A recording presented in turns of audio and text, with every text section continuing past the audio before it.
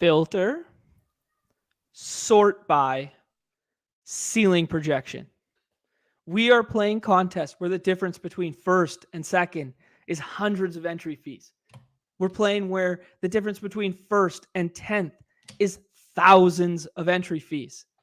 So we must seek and lean into outline variance. We must embrace extreme outlying results potential. And that's exactly what we got last night with Shea Gilgeous-Alexander. We had a player who went from an out tag to a Q tag. And this is not football. This is where that is almost a guarantee that that player will play, right? And if you were in the Badge Bros Discord, if you were in the Deposit Kingdom Discord, link below, like, subscribe, all that good stuff, you would have been all over it too, because we leaned into that hard. I jumped back in the NBA streets. I was drafting them in 3rd round, 4th round, stuff like this, because when you can get a 1st round caliber player in the later rounds like that, well, maybe sometimes that's all you need, right? That's all you need. And that's what we're trying to create. We're trying to create leverage in situations like this. And this is why we talked this week with the football. No ADPs, lean into that barbell approach. Accept that variance in your life. Take that chance, because we're not playing for 150th. We're not playing to turn $5 into $7. We're trying to turn 5 into 50 dimes. And no one better in the business than Mark Garcia to help us to do that. Let's do this. What is up, gentlemen? What's up, gents? Yo, man, I'm ready to run through a freaking wall after that. Yeah, I don't know about you guys. Like, I'm inspired right now. Well, I mean, it was a perfect analogy. Like, it works on 2 levels, right? Where you could have been on the other side of it, where you're drafting all morning and you don't get any SGA, and then it doesn't work out in your favor. Or you get them as a swap. You get them as later in the day where we can lean into them, and then you're getting a 1st round caliber talent in the 4th round, and it makes your week, it makes your month, it makes your year if you happen to smash that 1st place prize because of something like that. So when situations like this arise, I just think it's very important for us to preach the nature of seeking discomfort. Get comfortable being uncomfortable, because we can create leverage like this in these contests that doesn't exist in DFS, because by the time lock rolls around, everyone knew Shea was playing. Everyone could make that decision on their own regard if they wanted to play him. He comes in at 50-60% owned because everybody knows he's a good play, right? Whereas we can create leverage in these contests. And now let's find that leverage in the NFL streets, right? Yeah, I will say, I mean, in any sport, a guy goes from not out to questionable, no matter if it's football or not, you should just assume he's playing. Like, right, yeah. Like, we all knew he was playing. So if you're sitting there and you're like, oh, he's like, it was a joke when I was like, I hope he sits. Like, if you're sitting there like, oh, what guy literally goes from I'm not out to now he's questionable and there's no probable tag in the NBA, like, he's playing. Right. Yeah, like, that's a good point. That's a good point. Like, I mean, that's the thing. Like, and that's really all we can touch on. You really wanted to touch it. You want to wrap a bow on it. Welcome to NBA, where nothing matters until literally lock. Right. I mean, Paul George last year got ruled out or 2 years ago got ruled out for dizziness 5 minutes after the slate locked.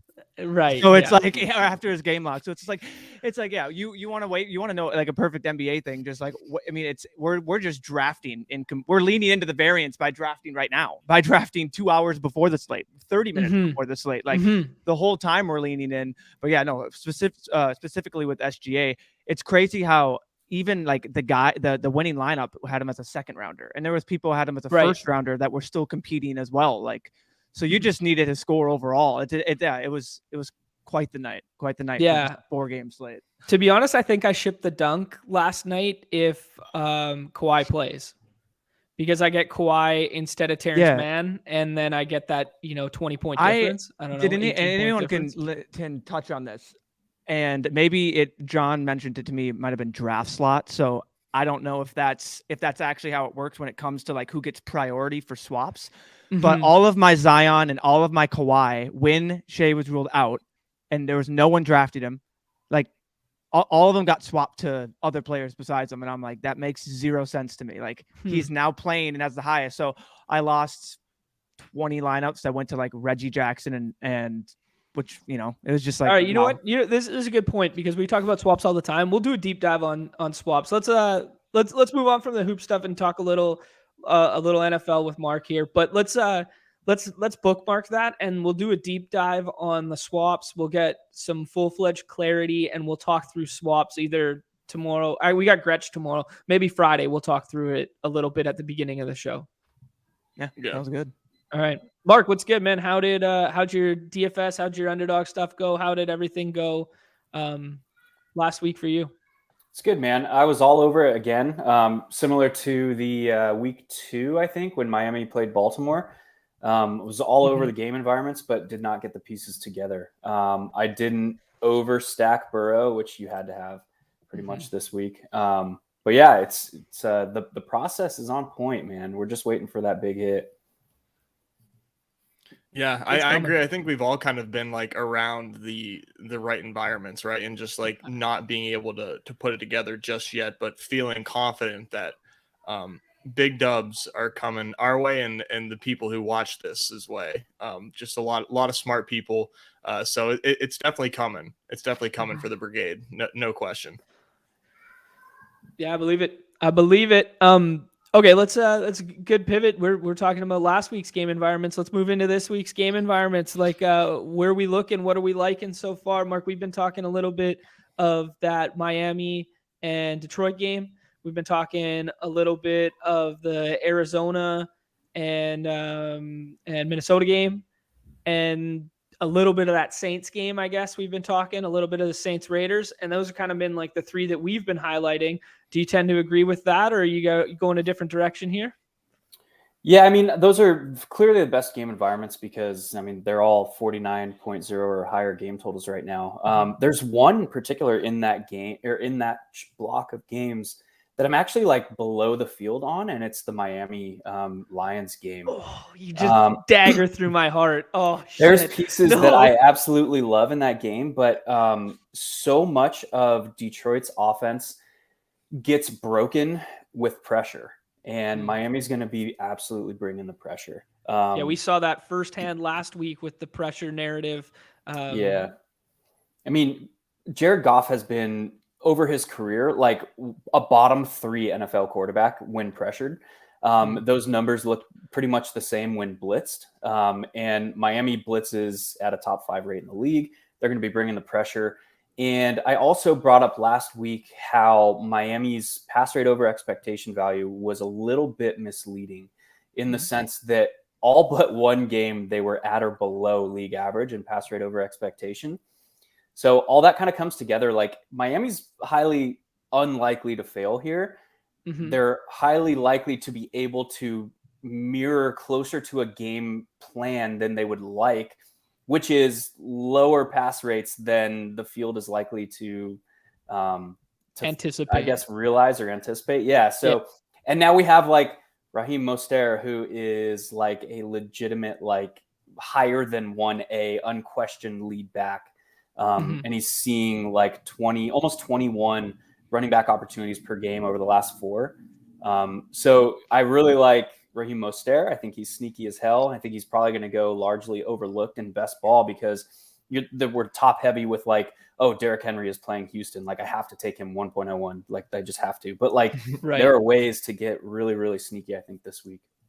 Yeah, I like that shout on Mostert. We talked a little bit about like, just the top end speed from him and his ability to get away and separate in that regard. But also his ADP is somewhat suppressed, and I'm seeing him primarily as a bring back, right?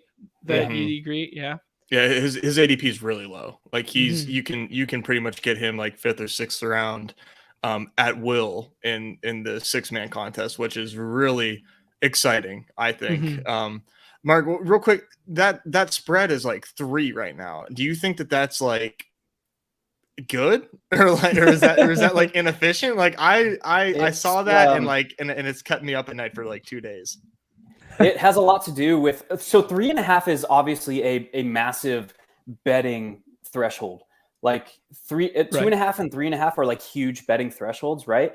And it's highly likely as the week moves on, if this line moves, it's going to move in favor of a visiting team, which is pretty telling. So the fact that it's 3.5 with the road favorites means that if this were played in London or if this were played in Miami, it would probably be closer to 7 points, because home field advantage roughly in the NFL is between 2.5 to 3.5 points. So it's a little bit misleading, I think. And I think this line is probably going to move in favor of the Dolphins. It started when this line was released. It was released at Miami -3.5. It got bet down to 3 fairly quickly, and now it's back up to 3.5. So that's keeping an eye on that line threshold, I think is going to be pretty telling from that game this week. Okay. Yeah, I think that people were like fading the public like early on that. It was my guess, because when I see that, like I am the public, right? Like I'm not necessarily as sharp as line better, and I saw that and I was so drawn to the Fins, so I could see like money coming in, like, oh, public's definitely going to be like, that's obvious that that everybody's going to be on the Miami side there. So that's interesting. I'm definitely going to monitor that line. So I'm glad to get your thoughts on that.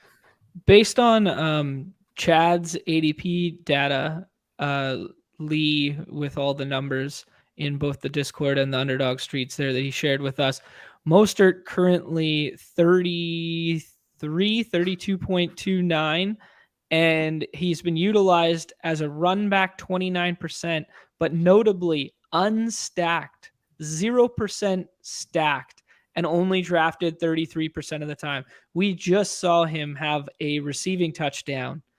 Granted, a little bit of a broken play and whatnot, but we just saw him get a receiving touchdown. Maybe some leverage off of all those Tua Waddle, Tua Tyreeks, Tua, all these builds that we keep seeing over and over again. Maybe we sprinkle in a little Mostert plus Tua there. I'm into it. I would, based on what we've seen, my initial reaction is probably it's sunken cost to do that. Just because what we've seen from Miami, they have not wanted to open up the pass offense unless forced to. So a more like theoretical optimal way to play that would be like Tua plus a pass catcher and plus a bring back would be like the theoretical approach. Obviously that's like the percentage solution from the field. But like the lineups that have Tua and a pass catcher, or Tua and, I guess there's none of them, like you said, but Tua and Raheem are likely close to drawing dead without a bring back, I would say. Just from a theoretical, theoretical perspective, like how that team is being run. You're trying to thread a very, very thin needle. So that would look like that. How that would have to transpire is like Tua throws 5 touchdowns on 26 pass attempts.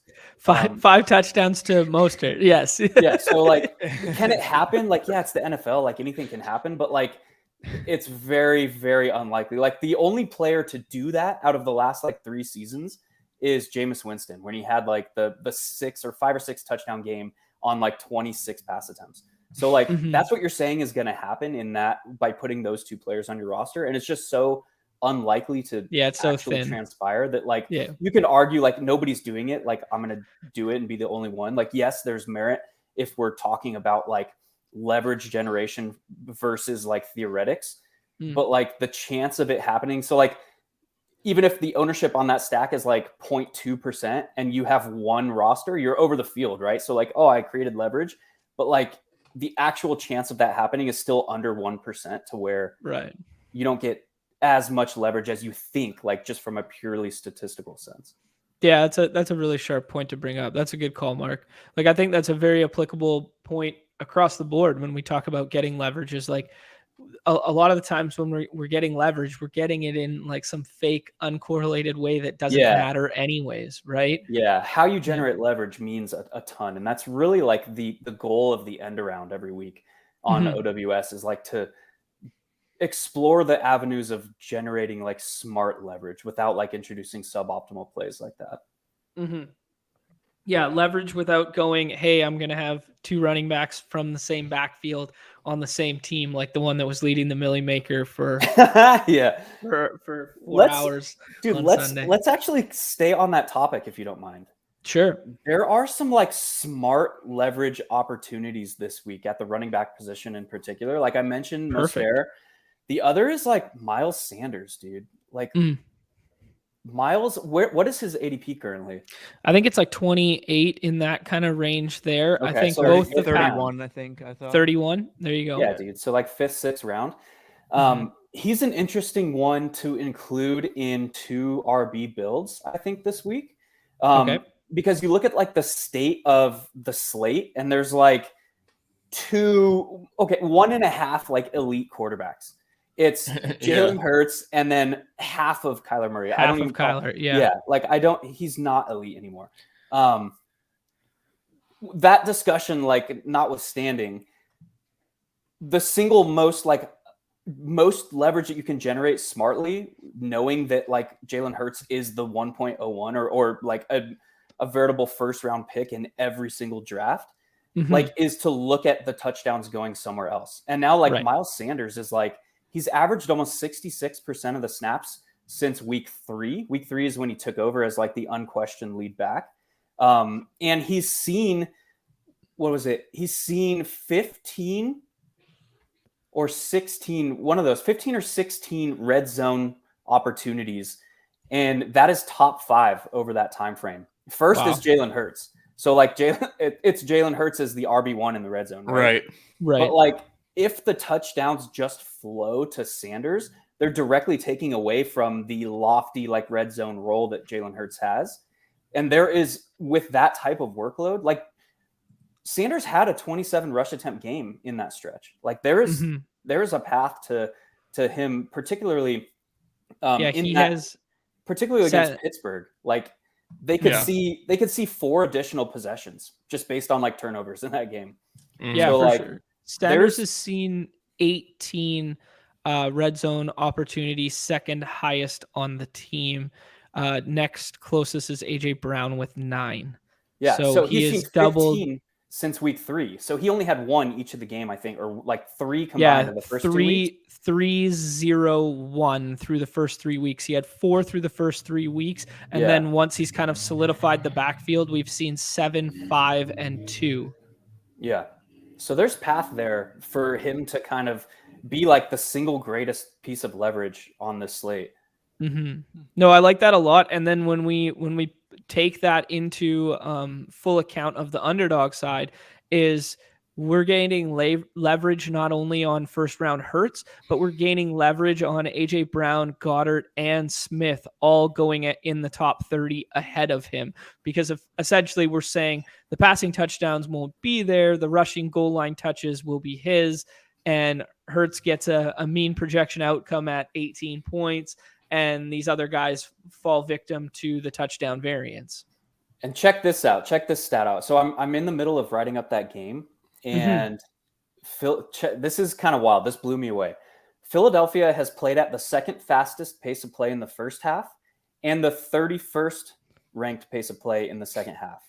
Wow. They lead the league in first half scoring at 21 points per game. That's insane. They're averaging 3 touchdowns a game in the first half. That's wild. The second half, they average 5.8 points per game. So, and have you seen their schedule coming up? Like, it's insane. Man, this team just might. It's insane. They might be like, oh my god! Like, yeah, dude. They play week 11. Like the Steelers this week. They play the Texans on Thursday Night Football in week 9. They host the Commanders, and then they play the Colts and the Packers. It's like where does a loss come? Right. That's wild. That was insane to me that they are averaging 3 touchdowns a game in the first half and only 5.8 points in the second half. And they're obviously like slowing the game down from one extreme to another extreme in pace of play, which is insane. Well, that plays. Sorry, finish your thoughts. Sorry, my bad. Yeah. So that, like, I think you were going to allude to there, that like plays directly into their running back. Right. And it plays directly into the narrative of being 10.5 point favorites. Like, go ahead. Jalen scores 1 on the ground in the first, and then the distribution, there's 1 to Goddard, and then there's 1 to insert whoever, right? And then all of a sudden in the second half, they come down in pace. They're playing super slow. They, reverse down to that, would you say 31st or 32nd in place per Yeah, 31st. And they just run the damn ball 15 times in the second half with Sanders. And, he goes 18 for 110 and 2 scores to close out the game, right? Dude, imagine we know how variant of an act scoring a touchdown is. Imagine if he scores 2 in the first half. Like that's what I'm saying. Yeah. Like he could be he could be this like massive leverage point this week, and he's probably going to go fairly overlooked in DFS, and I know he's going to go overlooked in best ball because everybody is glommed off on the passing game. Mm-hmm. Hey, look at this. I was inverted. Of course, he was on it. Sanders is the player he was referencing last night when he was asked about a 50% owned player. This guy, man, he's always ahead of the curve. Always thinking. Yeah, that's why he's sharp. Yeah. Anyway, that was a long diatribe by me. No, please. That was. It's a good point because the Steelers is just being a fan of them. Just are not. They get gashed. They've been getting gashed on the ground. They surprised me the last 2 games with their defensive play. Tampa Bay, I'm kind of ignoring just because they lost to the Panthers too, and it's okay, so maybe that is nothing to be excited about. Plus, it wasn't even their starters; it was just a great effort. And then the Dolphins game, they started off in the script, in the scripted offense from Miami, it looked like they didn't stand a chance, and then they ended up holding them to 16 points. So I am curious if the Steelers defense is turning a corner, but I'm not going to make that bet against the Eagles. I mean, it just it seems like that is the Dolphins on steroids with Hurts at QB. So definitely not betting on that narrative that the Steelers defense is back this week, but I do think that it's something that it's interesting that the way that they've been looking, they look a little better, but I think they're figuring out better how to handle life without TJ. That's probably has a lot to do with it. But if you look at their efficiency has been getting a little bit better, but they're still the volume against is just it's too much to handle type thing. Yeah, right. Because the offense is shit. So they're at a natural disadvantage based on that. 100%. Oh, all right. Let's Numi, anything to add there, man? You've been quiet for a hot minute. Anything to add on? I'm letting the master. I'm letting the master explain it here. I got nothing to add on. This is the Steelers. This is Nez's takes. My time will come. Don't you worry. You know. If you don't mind jumping a game here, I don't if Mark looked into this. The Colts and the Commanders with Ellinger at QB. Do you have any expectations, positive or negative for Ellinger here? Because I'm low key bullish. Low key. I don't think you can. And I started the week off super high, Paris Campbell. He's seen 23 targets over the last 2 weeks. I was yes. And then I was oh fuck, they're they have a quarterback change. So there's a lot of moving pieces to where we know that Reich is okay, above average at developing and game planning an offense around what he has on the field. Right.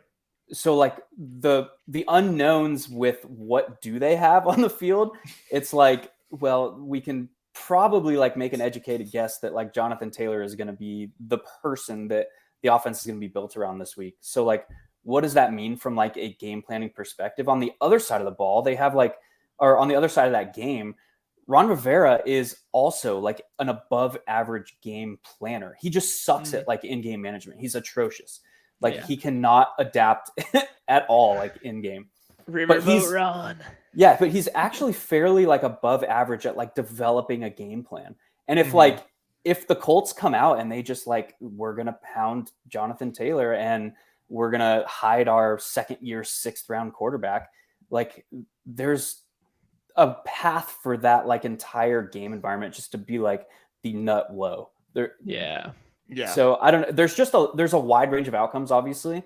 And if Ellinger is and his pass catchers are going undrafted in best ball and are expected for tiny ownership in DFS, which I don't think is going to be the case for DFS because Ellinger is min price. Yeah. Ellinger it might be different. Cash, man.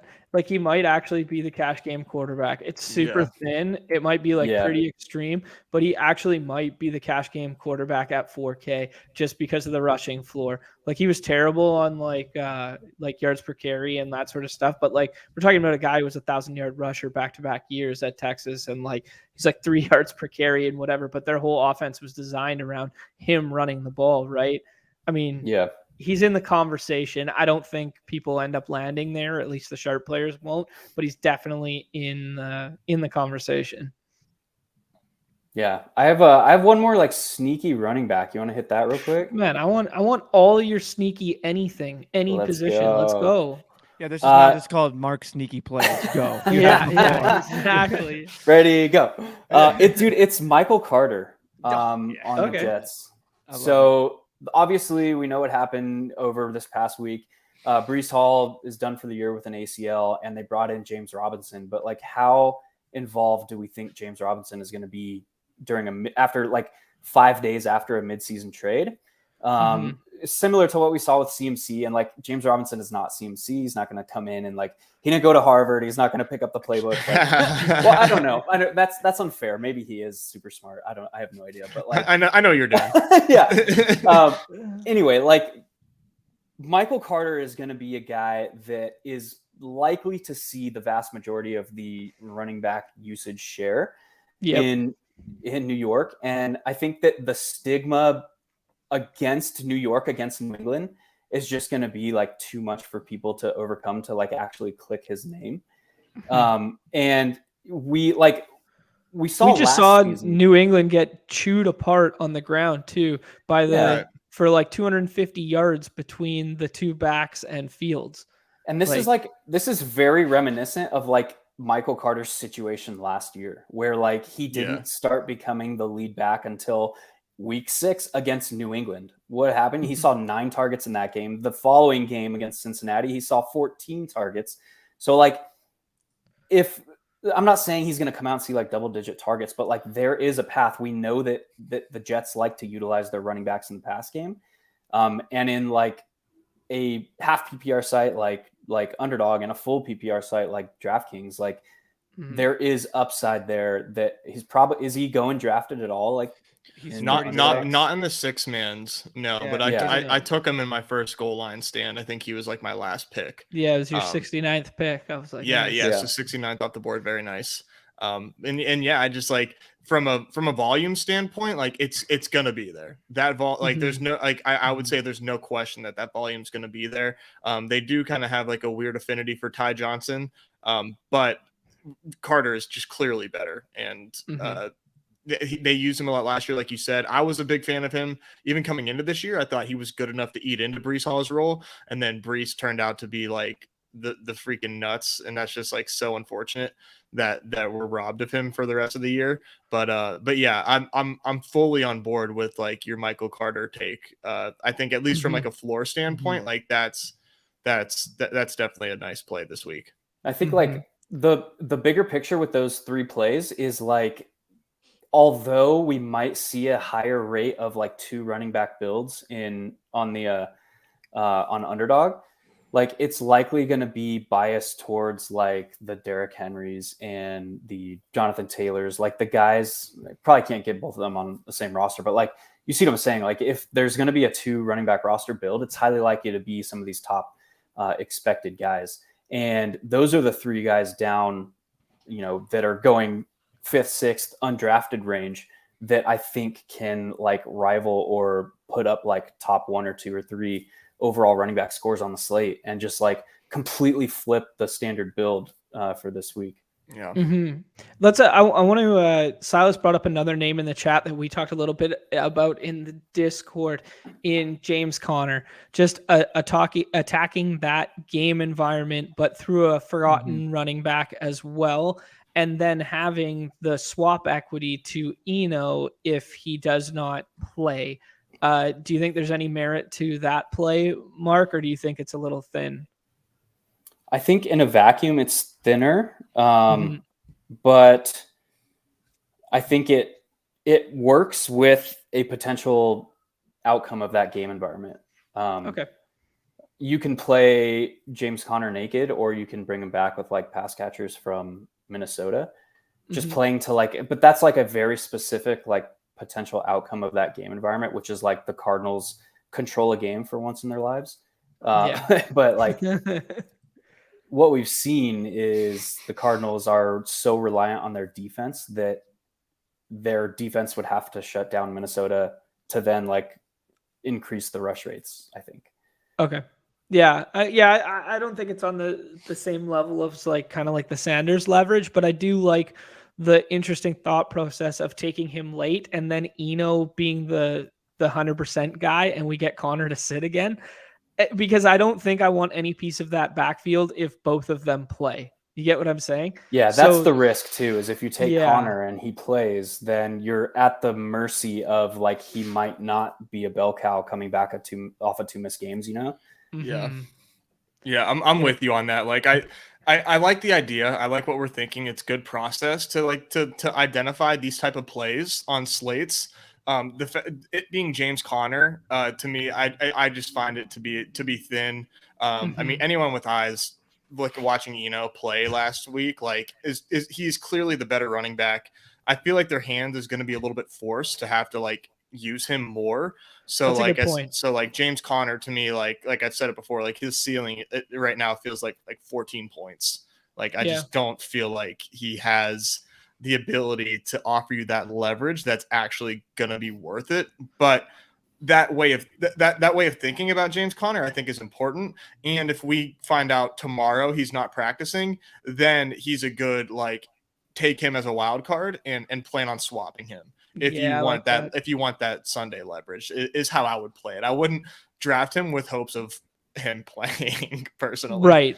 Right. Yeah, I kind of agree with that line of thinking. And I also think maybe if you're going to do that DeAndre Swift's just a better play in general then to get that Q tag plus potential swap, because we'd probably rather play he has Swift SGA Connor vibes. And I think he's gonna fly up draft boards because he's practicing Swift today. Will? Yeah, he's practicing today, and Good so point. is Amon-Ra. Like I've been really trying to get in on that game early before like it becomes chalkier than it is right now, because it's so easy to get anything you want in that game pretty much. But I'd rather take Swift. Cool. Yeah, I think comparing those two plays as well, like still back to James Conner, look at like the total overall production from a backfield this season. So like the Cardinals are averaging 19.4 running back points in a PPR setting per game. That ranks 20th. The Jets, the backfield as a whole, are averaging the 6th most PPR points per game at 24 points per game. Obviously, that's been split between Brees and Michael Carter. That's the upside there, is like they're already like a high performance backfield, and now like one player is stepping into a larger share. Good point. Yeah, I mean, I could make the bull case there, or I mean the bear case there, that running back talent and then deficiency in talent, and the reason more points are being scored is because Brees Hall is far more talented. But like the narrative still holds water in some regard, right? Yeah. I think just from, like I said, from a volume standpoint, like I think you can lock in like Michael Carter having one of the better usages of the week. This is an interesting week just in terms of like there's a lot of like stay away games for me, and I don't know if that means that if we go there, there's leverage there because everyone feels the same way. But like, I'm not touching anything in Panthers Falcons. I mean, I get the Deontay Foreman, or I get the, DJ Moore is back and PJ Walker's not terrible narratives, but like, I'm kind of just off like that game in general. Do you see anything there, Mark? Not really, no. Yeah, no, me neither. I mean, DJ Moore like is like a cute way to get different on the slate, just because PJ Walker was peppering him, like thank God, and he scored a freaking touchdown, which like DJ Moore just never does. So like that was really exciting. But yeah, he's hit his quota already this year. I know, dude. So like maybe it'll be more of a popular contrarian play than I'm thinking, but I'll let Chad inform us of whether or not that's more popular than we think later in the week. That's a good point.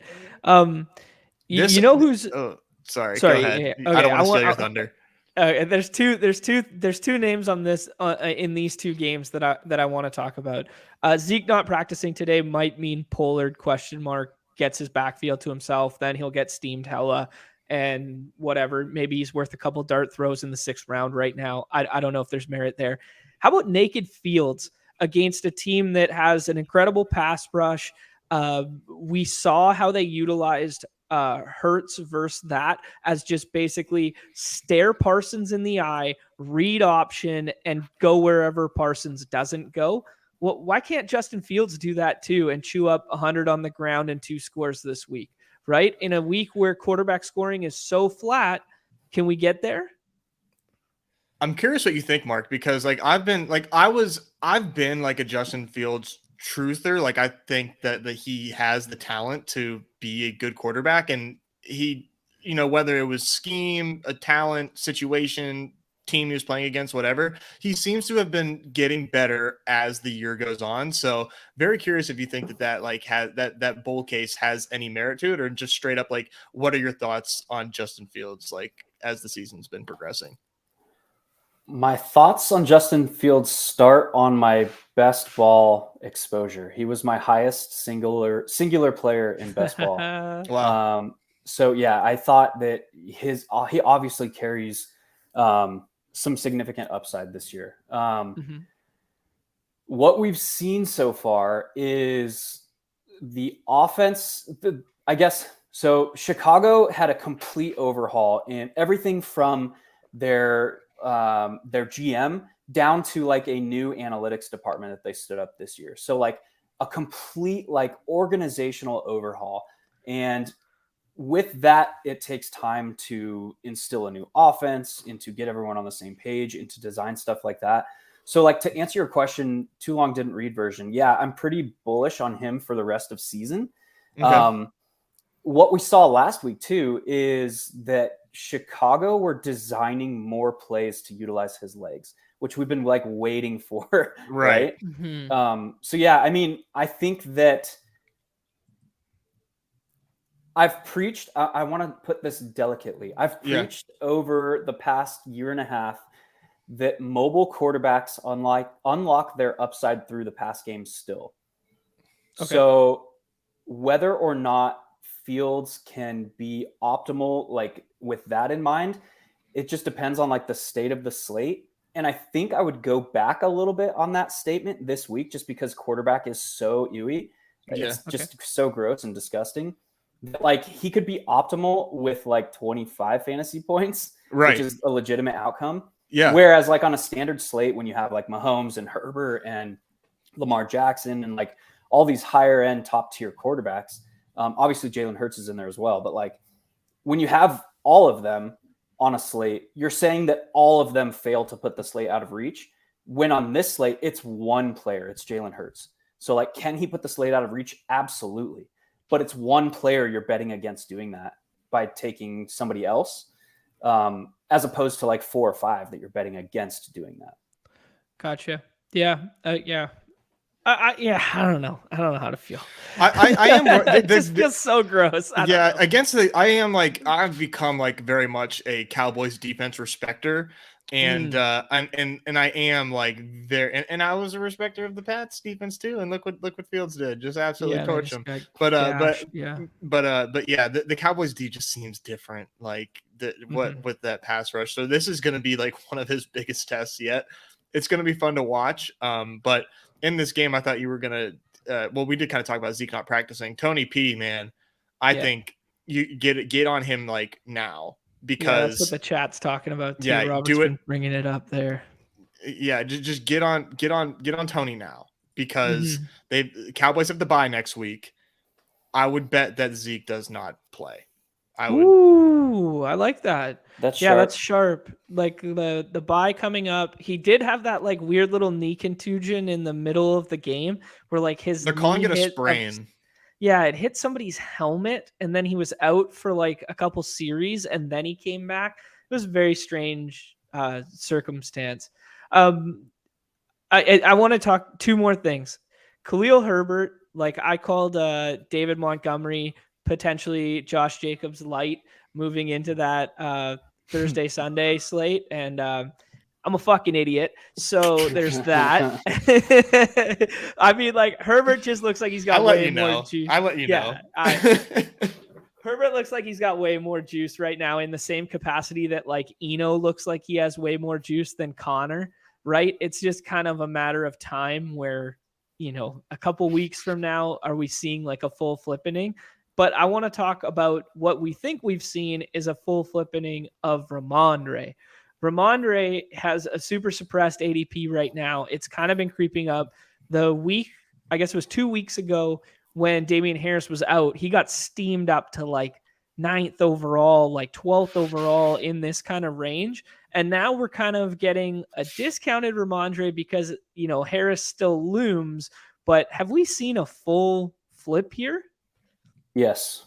Love it. Love it. Let's go. It probably has a lot to do with Damian Harris's health or lack thereof, because obviously he got hurt in week 5. Missed week 6, came back in week 7. Week 7, he only played 17% of the snaps. And like Ramondre Stevenson, when Harris was out, 90% of the snaps in week 5, 86% in week 6, and then 77% in week 7.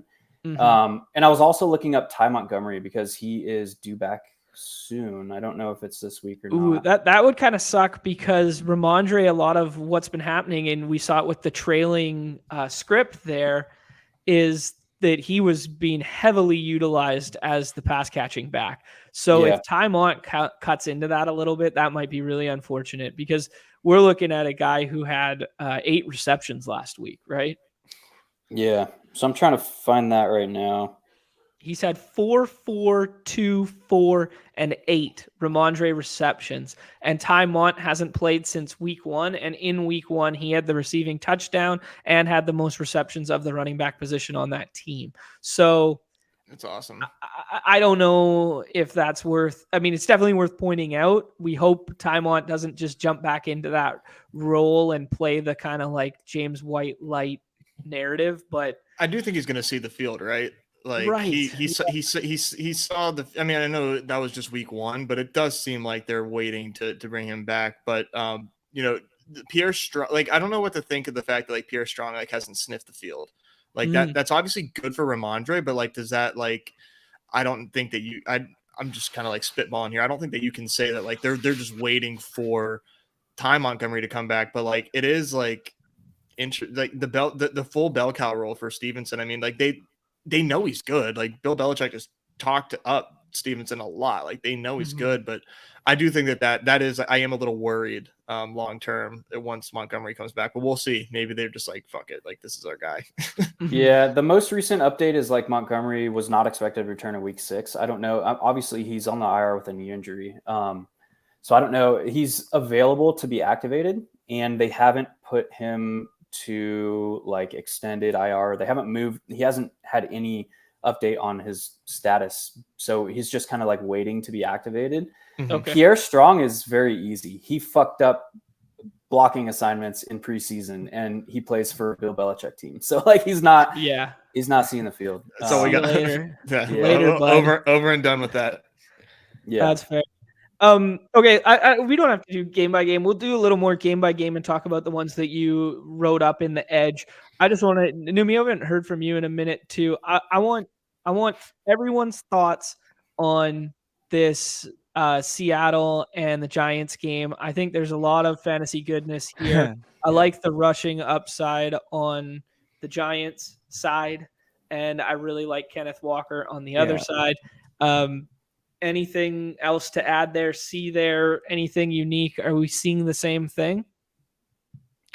I think Kenneth Walker is the Jonathan Taylor of, you know, when it is a Jonathan Taylor week, I think it's Kenneth Walker week, and I think being at a 21 ADP, I can't stop clicking him.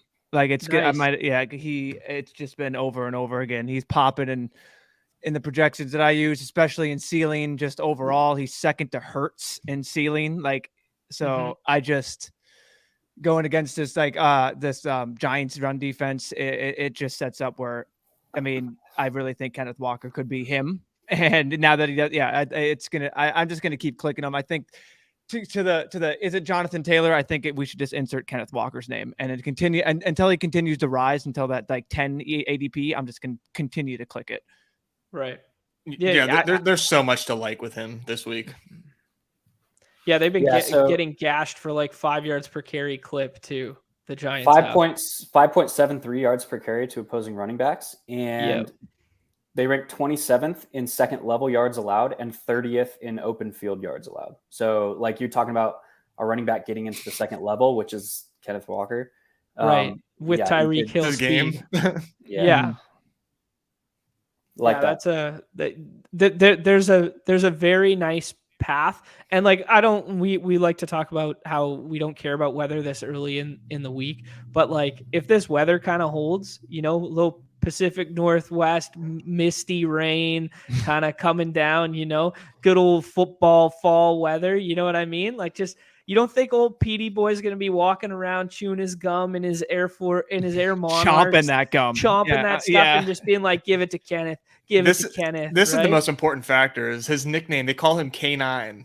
Oh God, baby. What a dog! What a dog! Yo, actually, okay, hold on. Now that we're on the Kenneth Walker trade, you guys got to see his Twitter profile. Did you guys see this? No, please. I don't know what his handle is, dude. What is that? I can't see. It's too bright. Yeah, the light mode on. Yeah, you need to go dark, dude. Desktop. Yeah, you're blinding us, guys. He uses the custom text. That's already that's a dog factor. Look at this. Him. Wow. He's going finger pistols at this Chargers fan in the first row, giving him double birds. This is probably the most electric profile picture of all time. If I could have had this in like my poker career, like at like World Series, like taking some guy out, like me going like this and him double birding me, I would have put that picture in the fucking Louvre. Like I would hang that on my wall. I would look at it for years for motivation. Like this is an incredible picture. Like this is the kind of guy. When we were talking last night, actually I got a bone to pick with you guys now that we're on the topic. When I'm talking up beef stew last night and talking about a dude who can rip tackles like Aaron Donald, who's going to hit the over in 18 minutes, I'm just talking about drafting guys that are dogs. I'm drafting Kenneth Walker this week, boys, because I'm just drafting dudes. None of this Lou Dort crap that you guys talk me into. None of this. I'm drafting dudes. And we got rugged, man. Lou Dort is a dog. Dude. That's the thing that hurts. He is a dog himself. Sorry, you got me. You got me all upset, man. We got rugged. That's not my fault. Yeah, Norm Powell and Lou Dort rugged me, man. Anyway, love to see it. But yeah, no, that is an epic picture. Yeah, it's good. That should be hanging like just framed. That's epic. I kind of want to get that picture just for myself now and just hang that up. Like that is really epic. Oh man. I'm trying to find this clip of Kenneth Walker cutting that, like, because Chip said he thought about me making my comments about how low his ass was to the ground, but I can't find that clip. Damn it! But oh yeah, I think there was also a quote from Robert Saleh from the Jets saying that they're going to bring J-Rob on slowly. That like just like recently came out. So just to throw that back on the Michael Carter bull call. I think that's interesting. Oof. Let's see. Okay, so we got the Porzingis one where like, Freezer's taking him in the first round over and over again. So you knew he was going to get home. We got Beef Stew, who I was all over Beef Stew. Of course, Beef Stew's my guy. Put Beef Stew in there. We got DJ Mitchell's really sharp pick. And then we got Underdog's like classic boost, really sharp. We only bet the over because we're not cowards. And then I got these two fucking donks that I decide to do show with that tell me Lou Dort is him, like all the kids are saying. And this is costing me hundreds of dollars. Hundreds of dollars the boys are costing me. Yeah, I didn't expect Lou Dort to shoot 1 for 11 and 0 for 6 from 3. It just I know, right? It just wasn't. Hilarious. It's the same thing with like CJ McCollum. What did he shoot? Like freaking like 3 for something? Like man, like it's just not. You don't. I'm just. Yeah. No, I know. It hurts me too, just seeing it and just reliving that. That's pain. Dort moment. That's pain, man. Dude, Powell last night too. Dude, that's what I'm saying. He just. He's got to see the floor more. Sorry, he's got to. Norman Powell does. Oh, sorry. I thought you were talking about Dwight Powell for the Mavericks. Oh, No, Norman. Yeah, Norman Norman. rugged us. It Norman rugged it everyone. hurts as I'm sitting there and I'm just like, okay, I could go Rocco. I should go Rocco. And then he puts up 4 stocks and I'm just sitting there like, yeah, well, you're a donk. Anything else to add? Games, players, sneaky. Do we want to let's draft draft? some Adam teams? Thielen. Oh my Yeah, God! don't Back have to to the damn well over and Don't over have to again. sell me I on love it. that. Bruh. I like Minnesota, it. I like it. Minnesota's been at or above league average in pass rate over expectation in every single game, and they rank second in the league in pass rate over expectation in the red zone. And Thielen is playing every goddamn snap. So And it's Cousins gonna is due, happen. I'm saying, I think, right? Like he gonna hasn't had happen that at some 300 point. yard. He hasn't had a 300 Noon yard game Kirk yet, Cousins so- is about to light Yeah. this up, dude. That's Noon what's Noon up. Kirk Cousins about to come out here. Kirk Cousins is my Okay. favorite quarterback on the slate. Oh! Yeah, but Oh! there we have More. it. Now Tell that- me more. Flip Tell it. me more. Flip Keep it. going. Keep going. Flag plan. Keep going. Flag plan is Let's right. go. Holy. So if you like Kirk and you like Adam, here's my thing. I've held it back. I'm still at my 8 shares, but in my first 10 drafts, I went 8 out of 10 KJ Osborne. I don't think that's terrible, honestly, because like look at what Arizona has done against opposing wide receiver ones this year. So like, but Byron Murphy, Yeah, you I got think me in the head Murphy- against Byron Murphy. So as Yeah. much as I Yeah. like Justin Jefferson, I'm like, I've even sat on my own. I'm like, Cooper Kupp over Justin Jefferson. It is Cooper Kupp over Justin Jefferson. It is. And I wait and then I go get KJ or Irv Smith. And that's how I've been attacking it so far. yeah, I really like for DFS purposes. I really like Irv and Thielen as like a pairing with Kirk. But I think like Nice. I think you have to have JJ exposure because like look Yeah. what Olave did. Olave saw 14 fucking targets last week against Mhm. Arizona and put Yeah. up like the top overall wide receiver one showing against them this season. So like Justin Jefferson, like that's within his range of outcomes to where Yep. that could make him the overall wide receiver one on the slate. I want to tell you guys a yeah. little It's- thing it's about mainly- Marco it's mainly Wilson being named Defensive Player of the Week last week. You guys ever heard of him? Marco Wilson playing in that secondary. You guys ever heard of a little UW boy named Byron Murphy playing in that secondary? Come on. Yeah. Nah, I'm with you guys. No, yeah. The thing that and what I stated yesterday, just to get Mark's like take on it, like these teams are sitting there and like past DVOA, like just awful, and then you look at their PFF like passing or their like just defensive grade and then coverage grade, just awful. Like it sets up for just pure fantasy goodness, and mainly when I'm sitting there normally, and when I'm sitting there, I'm like, and Cooper Kupp or Justin Jefferson's available, I'll just have I'll have the lowest Cooper Kupp exposure of everyone in every slate. This time I'm kind of like, okay, I'll go Cooper Kupp a little bit more, so specifically because I want to keep adding in the ancillary Ooh. pieces. We got our choice, gentlemen. What do we like? JJ. JJ? Although Hurts is a Hurts really falling- Hurts is a fun pick too. I think he's just. I Yeah. mean, obviously, we've talked. I think he's you're in a going to be tier able to zone, get him but- at the end of the first, like more and more as the week goes Jefferson on. or Hurts? Jefferson, 100%. Jefferson will like JJ. I feel I'm like it's weird confused. because their ADPs are like, obviously Hurts is ranked above him right now, but I do think as the week goes on, we're going to see Jefferson harder to get than Hurts at like that 5. At that Ooh, 5 interesting. spot. I would have thought the opposite. I don't know, thought- man. I just don't. Yeah, I think, don't know. just everything we talked about, I think the Steelers Yeah, probably not here going to you be able go. to push the pace there. Yeah. I think Hurts is going to continue to fall, and it's just like in the badgeless rooms where it's just like, oh, like guy up high, like limited purple, Eagles are great. Like I'm gonna keep taking Hurts, but I don't think that's like the smartest move to take him over a guy like Justin Jefferson this week. Yeah, I think that's a pretty sharp call there, Nez. I was not thinking that way. I was thinking that Jefferson would be the piece that I've continually seen to fall because people are pushing Tyreek above him, pushing Jacobs above him, pushing Henry above him, like that sort of thing. So he's been kind of like that piece. And like Hurts for me, I've seen him go in the top 4 over and over again. Yeah, I wanted your thoughts in general there because my initial Hopkins take was like, hadn't had 100 yards in a year and a half. Like maybe he's just washed. Maybe the knees are catching up to him kind of deal. Like, Dude, they didn't force the ball to him until kind of later in the ball game there, but he did play the slot a lot. And he's probably healthier than he's been over the past 3 seasons in Arizona. that's fair. That's fair. Yeah. Yeah, I don't And they know have what nobody else. They just Yeah. don't have any. You They're mean, not the, using you mean the Ron- ghost they- of AJ Green that Dude, got like they- 0 snaps? He played Oh like my 0 God. snaps. Yeah, Yeah. it's crazy. Yeah. 2,900 used- AJ Green. As opposed to like keeping Rondale Moore in this like gadgety role, they played him like 95% out wide last week.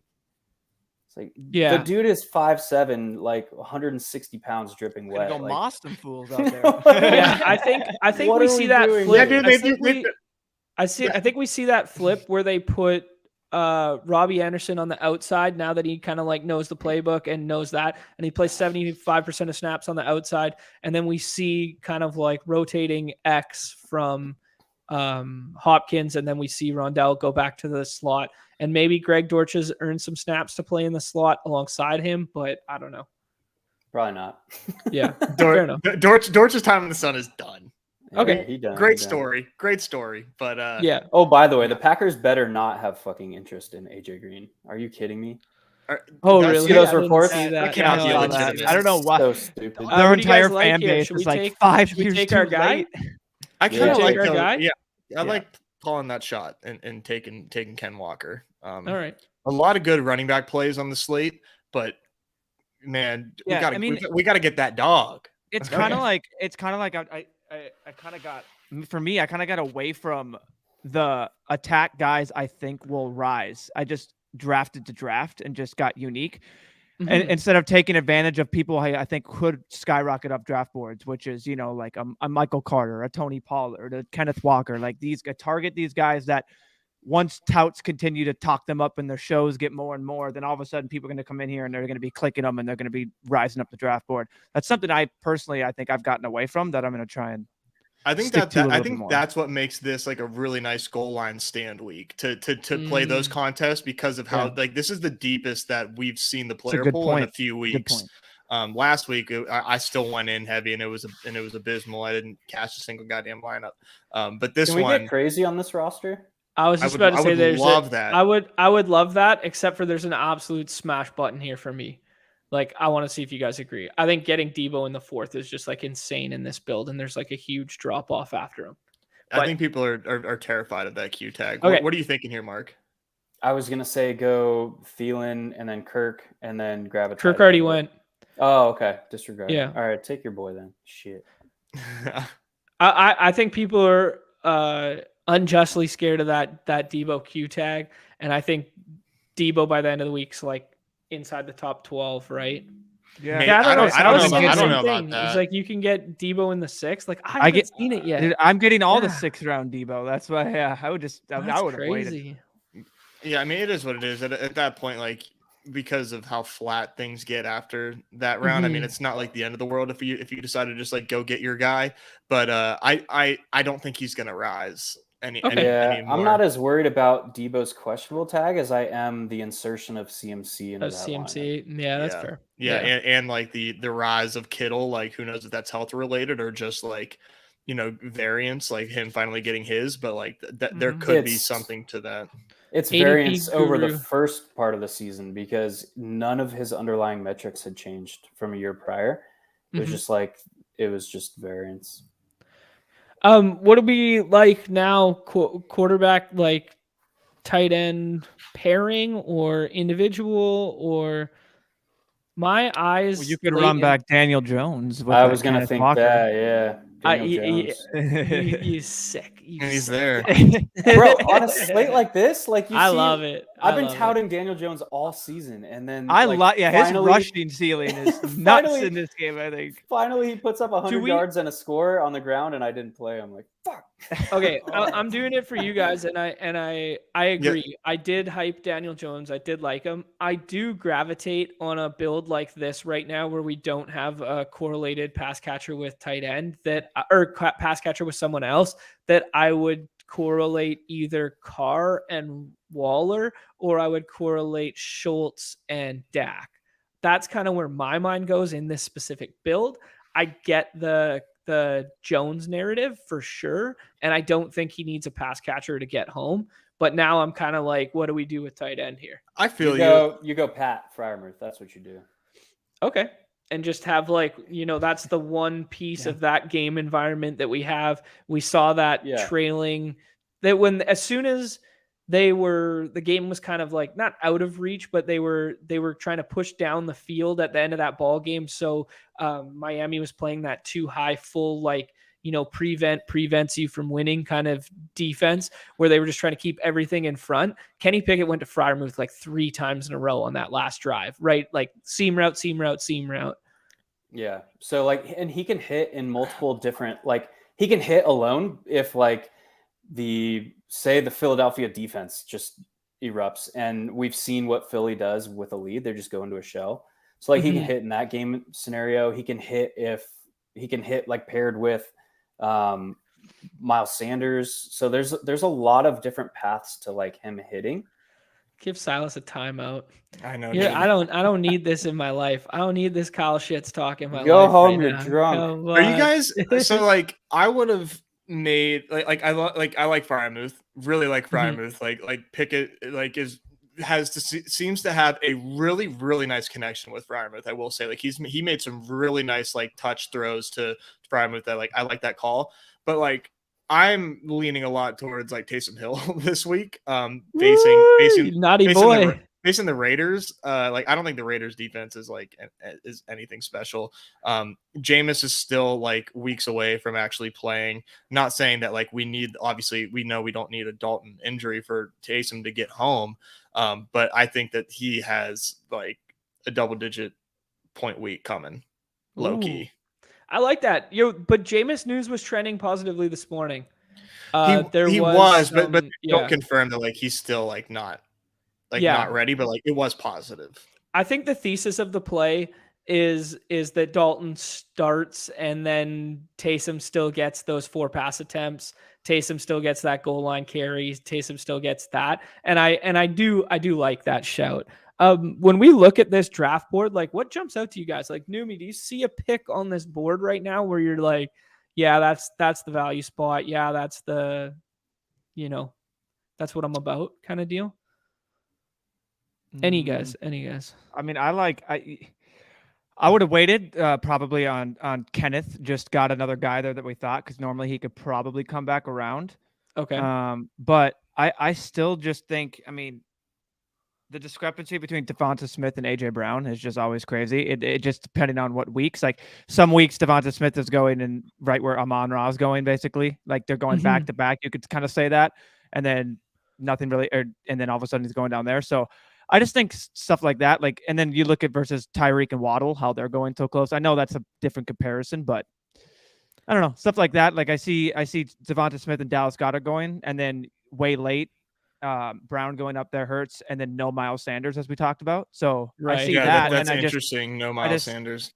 And I just hear that. It's like, well, yeah, maybe you find out, you just screenshot drafts and you look at this and you find out ways maybe you can attack them different. And right now it's just looking at, well, Miles Sanders seems like a nice play. Just simply going on what you sold me up on, Mark, and then what do we have? 4 Eagles going so far in probably every draft. Like I think Devonta's going every draft. Damn near. So 4 Eagles every draft, like, and no Miles Sanders. Yeah, that's getting, like, that's how you create leverage in a smart way, I think. So that's one of my good point. Let's I'm gonna look at Chad's ADP data real quick just to confirm. Ben's right. Ben in the comments saying we did do a no. We did take a QB whenever Dawn and CDR both had QBs, but it's okay. Did we do that? Still got moved. Yeah, we God. did. We're we fucking did. fish. Cancel the show. Are you kidding me? Yo, I'm done today. First Lou Dort, now this. Come on, boys. We're better than this. Socrates there at the one hole. Obviously we see him all the time. I'm not sure if he's out here in these streets. Going with the Lion stack, that's something that I've done actually like twice so far. So seeing that he's done it and hearing Mark like be bullish on it definitely makes me think that that's not as like much of a sharp leverage play as I was thinking whenever I started to incorporate that. So I'll probably do that less, but I still love Amon-Ra. Like I'm still taking all the Amon-Ra for now. Yeah, I like him too. Just to your point, Numi, Devontae Smith has gone as high as. Sorry, I lost my place. Has as high as 16th overall, as low as 36, ADP of 30.1 for stacked 58% of the time, run back only 8% of the time, and 57% drafted. So I think maybe if those were stretched out over a more macro sample, I think maybe we could say he's being drafted in about like 60 something. So to your point, hey, why not just Hurts plus Smith instead of Hurts plus AJ Brown? Like, why can't that be the one? Yeah, and right? that's the same thing, Right. for like, if you can put that into perspective, with Justin Jefferson and now no Adam Thielen, no Irv Smith, no KJ Osborne being drafted, like just think like that. One thing I pointed out in the Discord that I thought was really unique, or just a way to get different, was Brandon Ayuk. I mean, you have Christian McCaffrey, Debo, and Kittle, superstars going in, all drafted all the time, and then you just have Ayuk just sitting there. So another instant fun way to get unique. You know what I mean? So yeah, no, I like that. We're in another waiting room here for I got to bounce, boys. yeah, all good. Parting shots. We're in, Miles Sanders and Raheem Mostert didn't get drafted in that draft. So shout out to, or full circle there, I guess, onto what we were talking about at the beginning of the show. Yeah, absolutely. great that's hit. A good point. Thanks for jumping on with us as always, Mark. Yeah. Pleasure. Yeah, See we'll you guys. see you for the Edge on Friday. man. See ya. Peace. Man, he always brings those nice little nuggets for us. Oh, look at this full friends and family draft. Let's go. Holy, all the sickos in the chat are coming out, right? Oh yeah, we know about Big Fish Move owned it. Yeah. Whatever. Sidebar, DJ, our boy, tweeted out a hockey slip if we want Oh, to. If you want to just dare we tail? We tail? I already did, man. I think I'm on. oh well, Jeebus. Here, I'll let me post the. Is it a link or Yeah, is it Chip. just a picture? Okay, you know what? I got a you link know for what? you. You guys want to just jump in one hoops one after this one? Close it out. Yeah, You love to I see got it. I got time. Oh yeah. In our private chat, I threw out the slip, the link to the slip if you want to tail my and man. throw it on. My man. Yeah. Cannot afford to not tail the DJ slips. We'll keep tweeting them. Trail them every day. Let's go. Yeah, you just gotta trust the DJ process, man. It's profitable. It is what it is, man. All right, let's see what Paul does here because he's got an interesting decision to make.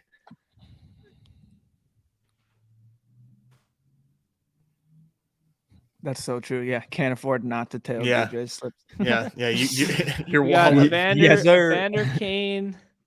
And he's got a rivals on there. All right, cool. Oh, 19 seconds on the clock. He goes Derrick Henry? Derrick Henry, dude. Mhm. Derrick Henry. Doesn't he have like 3 games against the Texans of 200 yards? I think I saw. That could have been a joke. About to have the 4th. Hey, peek behind the curtain and little tap on the back. Shout out to yours truly. Before the projection models even came out, that my boy Leone and Herzig over at ETR there have Tyreek Hill as the number 1 wide receiver on the week. I like that call. I mean, it's honestly a pretty safe call because there's nobody like who else can like have. I mean, as far as like wide receiver 1 overall type of ceiling, I mean, it's Hill can get there like on a flip of a coin. Mostert must leverage or instant leverage now. Yeah, low key. What do you guys like? I think wide receiver gets pretty thin. Do you want to try and do something with Dallas, or do you want to try and do something with Waddle and? I kind of like Nuke. Yeah. Okay. I know we just took him, but like, fingers crossed. We're probably not going to get the stack, but you never know. Maybe we got some sharp drafters here. Maybe they don't want to take an unstacked Murray. Maybe they don't want to. I don't know. I'm just hoping. Evergreen question here from Carlos. How do I join the Discord? The link is in the bio to this video.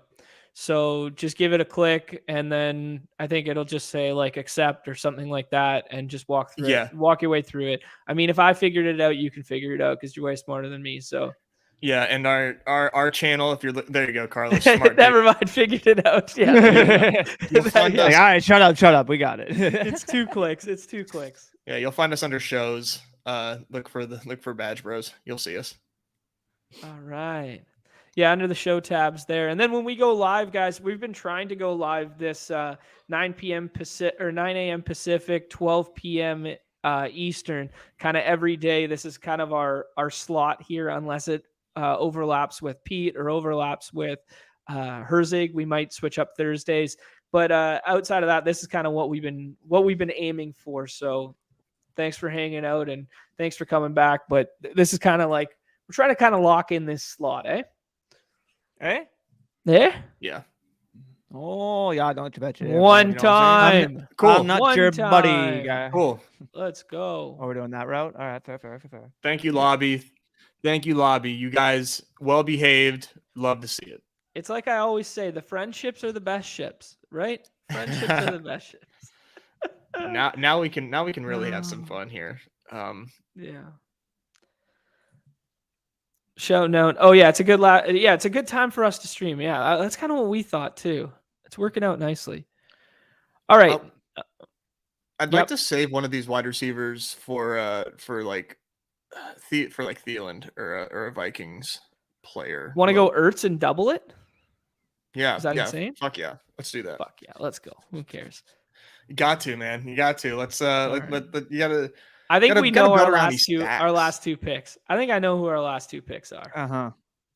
Yeah. I've been teetering back and forth between like, do I really want to correlate around like one of these like sexy games, or do I want to like spread around and try to hit like a nut parlay in this slate, just because of the way that like these game environments are set up? It's tough, and I think the answer is probably both. You know, Both? like mix up both. Why not both? Yeah. Porque no los dos? Yeah. There you go. Yeah. Bob's got some gears turning over there. I would love a little sounds something like to show. or instead of that, maybe like a listener league. Yeah, maybe not a badge only thing. Maybe like a listener league for the badge bros. Oh, hey, I got some ideas here. Okay, let's actually, before we get to my stupid ideas, let's talk about what you just said about the correlation.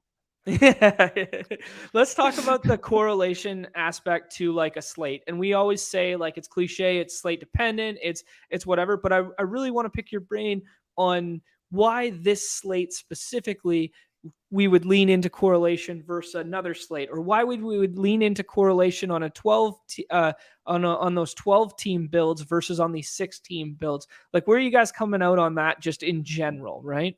Yeah, well, being that there's no alpha QBs on the slate, there's no like there's usually like screaming stacks that people like know are like the nuts. Mm-hmm. And this week there's really not, but that still lends itself to easy stacking with the QBs that are available, if that makes sense, right? Like, just because like they're not like the nut plays, they still Paul are ruined our plan. Like, we're still going to see a ton of stacking. Here, how about we do this?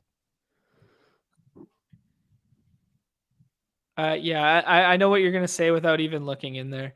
I already know. Oh, we're on the clock. Is this what you said in the chat? Yep. Yeah.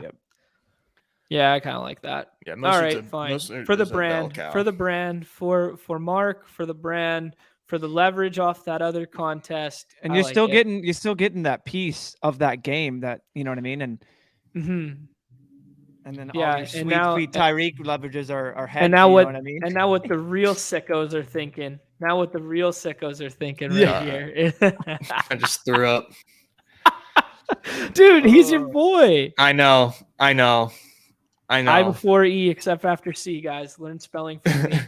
Holy shit, what an idiot. The thing about Josh Reynolds is just like, now just looking back, it's like, it seems as the weeks goes on, it seems more and more improbable that I actually hit on his week. Like, just because like the production is just like non-existent now. So now I'm like, oh wow, I actually did get really fucking You actually just picked that 1 week. Yeah. And Mac Hollins is the same thing. Like, Mac Hollins is the guy that like he hasn't really done shit after that. I know, one right? And can isolated you week. believe in the car yesterday, I was having such a good day and I randomly got mad again over the Justin Jefferson thing. I'm like, he was really playing the Detroit motherfucking Lions and really didn't get like, I got mad about that all over again. I'm like, come on, like we were over this. Like, let's not sweat this. You're a bigger man than this. Come on, AJ. Like, this is why we play. It's okay. Like, I just couldn't Oh believe my it looking God. back. I'm like, I really. All right, should've let's won. saw some teams here. Yeah, Yeah. grammar lessons and financial advice. Here we go. Yeah, I Damn think straight. that's. Oh. That's Yo, good. okay. This is okay. Burgundy's got South a good has team. one idea here that, like, yeah, I've been talking about this behind closed doors for a long time here. That something like, hey, give me the swear jar, poured it over from the poker thing. Is Underdog does a very good job of supporting those who 150 max BBM and Puppy and stuff like that, and they send them the cactus and they prioritize those players. The players that are actually paying the rake aren't those players.